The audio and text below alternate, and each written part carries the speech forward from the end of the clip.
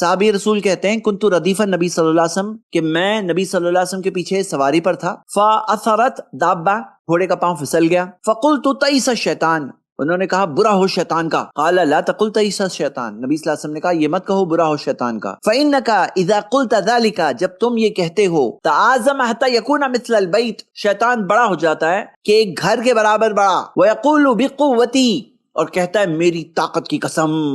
میری طاقت کی قسم، ولیکن قل بسم اللہ بلکہ کہو بسم اللہ، فإنك اذا قلت ذلك کیونکہ جب تم یہ کہتے ہو تصاغر حتى يكون مثل الذباب تو شیطان چھوٹا ہو جاتا ہے مکھی جیسا چھوٹا۔ تو یہاں پر کیا بات ہے، وہ صحابی نے کہا برا ہو شیطان کا، گھوڑے کا پاؤں پھسلا۔ اب گھوڑے کا پاؤں 50 وجہ سے پھسلتا ہے، برابر نا، 50 وجہ سے پھسل سکتا ہے۔ اب جب انہوں نے کہا برا ہو شیطان کا، یعنی کہ شیطان کو کریڈٹ دیا کہ شیطان نے میرے گھوڑے کے پاؤں کو پھسلایا، اور جب شیطان نے دیکھا کہ اس کو کریڈٹ مل رہا ہے کہ ہاں میں نے پھسلایا، جب کہا اس کو یہ کریڈٹ مل رہا ہے، تب شیطان کا کیا ہوا، اس کی سائز بھی بڑھ گئی، کیا آتا ہے حدیث میں مثل البیت ایک گھر کے برابر بڑا ہو گیا، اور اس کا کانفیڈنس بھی بڑھ گیا۔ کانفیڈنس کیا، فبقوتی میری طاقت کی قسم، یعنی کانفیڈنس بھی بڑھ گیا، سائز بھی بڑھ گئی۔ لیکن جب اللہ کے رسول صلی اللہ علیہ وسلم نے سکھایا کہ جب تم یہ کہو بسم اللہ تو پھر کیا ہوا، شیطان چھوٹا ہو جاتا ہے یہاں تک کہ مکھی جیسا چھوٹا۔ تو یہ بس مکھی کی فوٹو ڈالنے کے لیے، لیکن اگر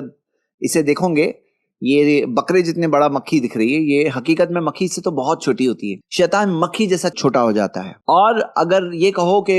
شیطان کی وجہ سے تو کیا ہوا، تو پھر گھر جیسا بڑا ہو جائے گا۔